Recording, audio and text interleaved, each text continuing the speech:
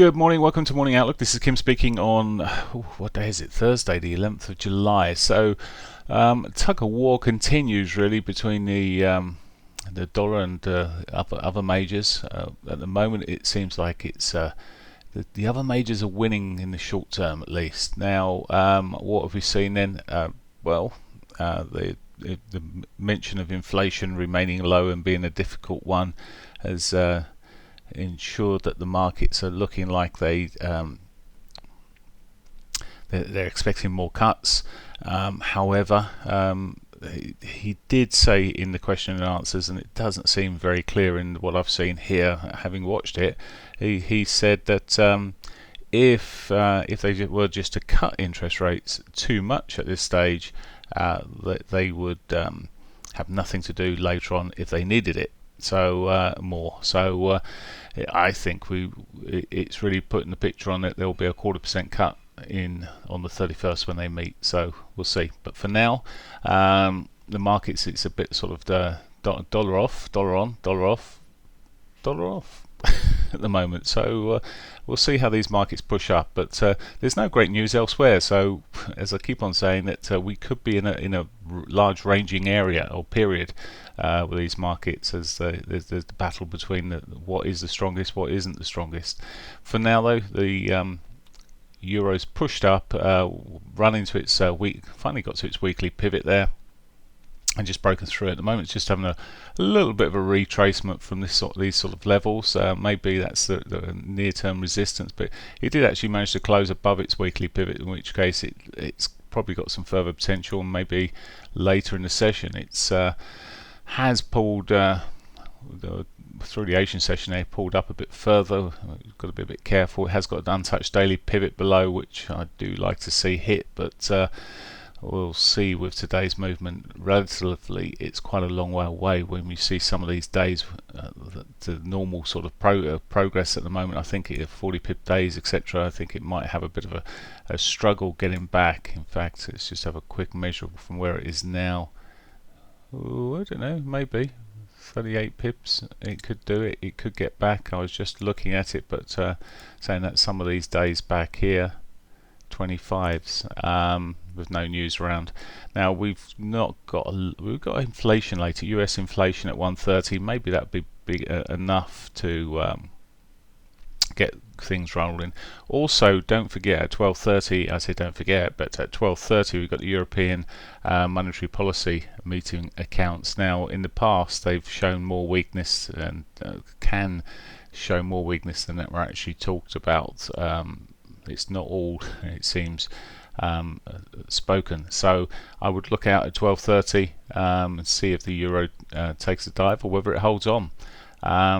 We've got Carney speaking this morning for the pound, but he's speaking at holding a press conference about the Financial Stability report in London. So that's at 11 o'clock, and that report comes out at 10:30. So 10:30, 11 o'clock for the pound. Anyway, so for the euro, it's got a possibility of pulling back. If it starts breaking through these levels, I would be looking at that short side. At the moment, though, purely technically here, it looks like it may have further upside. The pound, similar picture on a technical basis in that short term. Just look at it's not got back to its weekly pivot yet.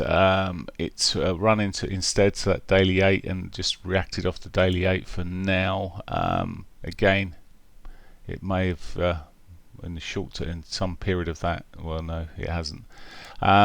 Just looking, it obviously doesn't close above it, but so it's running into that, having a reaction also into its daily R1, etc. Again, this could get back to its daily pivot, but I'm just looking there as around about a 70-80% chance of it getting towards that into that pivot, as is the euro.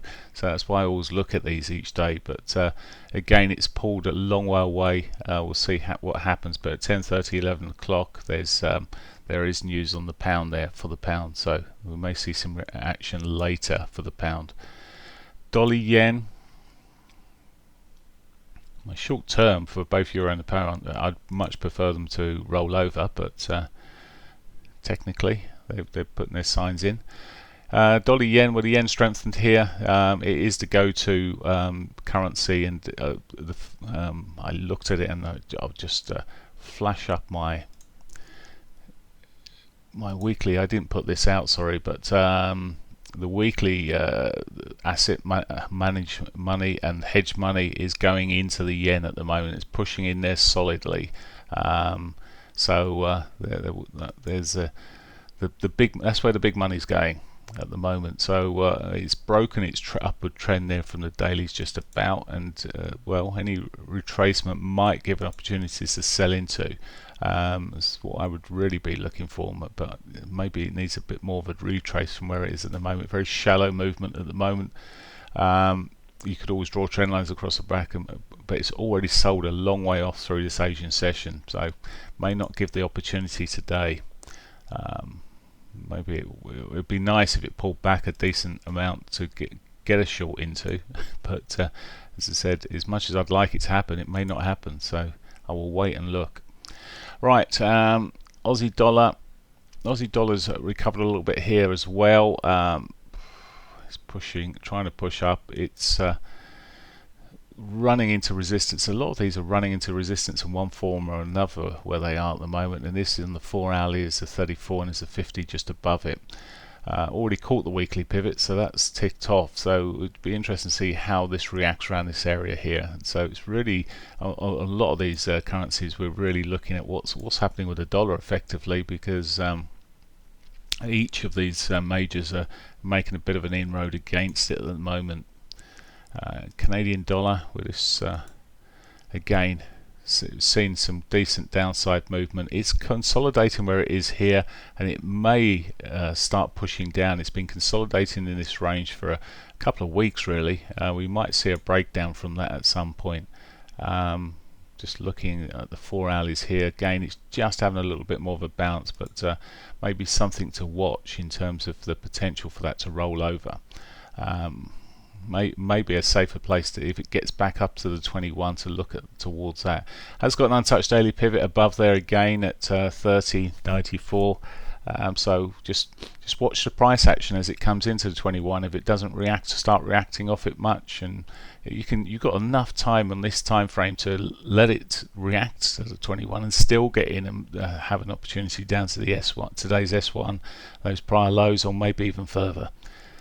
Okay, let's see if it breaks. That's pretty much it there. We'll look at the S&Ps. Get asked for the S&Ps quite a bit. So the S&Ps are benefiting from that data, and they previously had a reversal day there, and it's nice pivot swings set up.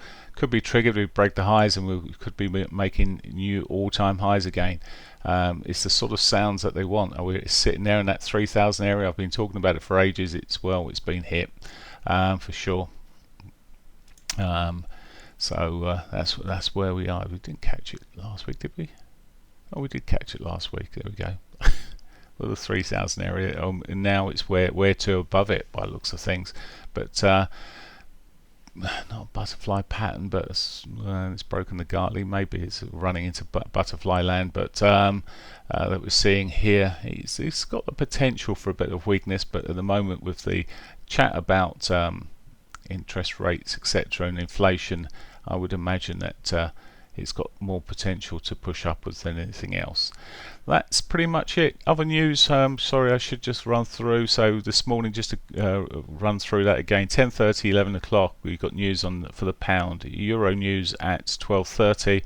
US dollar news, which can affect all the majors. We've got inflation data sitting there at 1:30 now. If that comes in at a negative, or it's due to come in at 0, core figure at 0.2, which is more important really, but if those figures come in a bit negative or lower than expected, I think we might just see that little bit more interest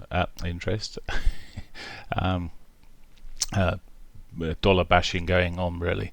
Then Reserve Bank of Australia speaker at 2:10 in the afternoon there. And then we've got Fed Chair testifying again before the Senate Banking Committee. So probably more of the same today, but there won't be too much in the way of surprise there. There you go. That's it for today. Have a great one. Bye for now.